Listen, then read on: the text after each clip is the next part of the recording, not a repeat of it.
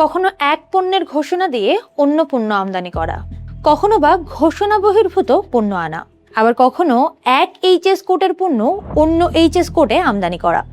এভাবেই রাজস্ব ফাঁকির বিভিন্ন কৌশল অবলম্বন করছে দেশের বড় বড় শিল্পগোষ্ঠী।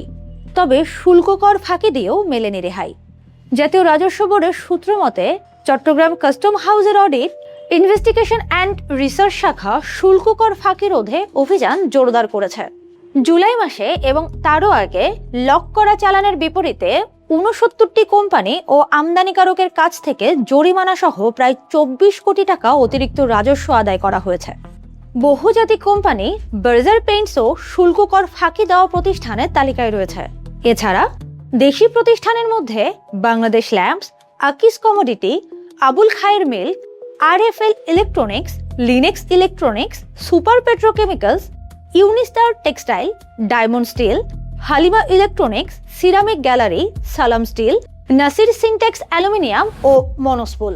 আকিস কমোডিটিস গুঁড়ো দুধের চালানে এইচএস কোড পরিবর্তন করে ২২,৮১,০০০ টাকা। আরএফএল ইলেকট্রনিক সিপিসি অনিয়মের মাধ্যমে ৪৭,৫৮,০০০ টাকা এবং সালাম স্টিল ৩৫,২০,০০০ টাকা রাজস্ব ফাঁকির চেষ্টা করে।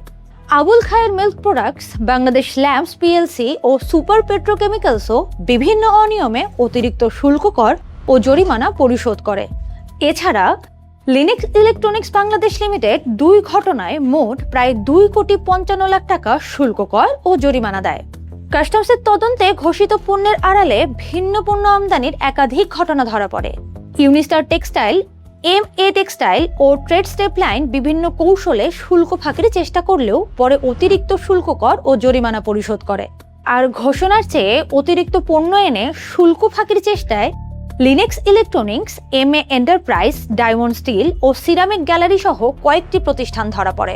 এসব ঘটনায় প্রতিষ্ঠানগুলোকে ৭২ থেকে ১,৮২,০০,০০০ টাকা পর্যন্ত অতিরিক্ত শুল্ক ও জরিমানা পরিশোধ করতে হয়েছে। এছাড়া trademark, Rafi impex, Mannan motors, Hamim electronics, welcome trading, Banglatronics technology, অয়ান টেলিকম সহ আরও ২ ডজনের বেশি প্রতিষ্ঠানের কাছ থেকে ১৩ লাখ থেকে ১,৩৬,০০,০০০ টাকা পর্যন্ত অতিরিক্ত শুল্ক ও জরিমানা আদায় করেছে চট্টগ্রাম কাস্টমস হাউসের এআইআর শাখা। কাস্টমস বলছে, আধুনিক ডাটা অ্যানালিটিক্সের মাধ্যমে শুল্ক ফাঁকিতে জড়িতদের বিরুদ্ধে জিরো টলারেন্স নীতিতে অভিযান চলবে। শুল্ক ফাঁকির এই চক্র ভাঙতে কাস্টমসের অভিযান কতটা কার্যকর হবে সেটি এখন দেখার বিষয়।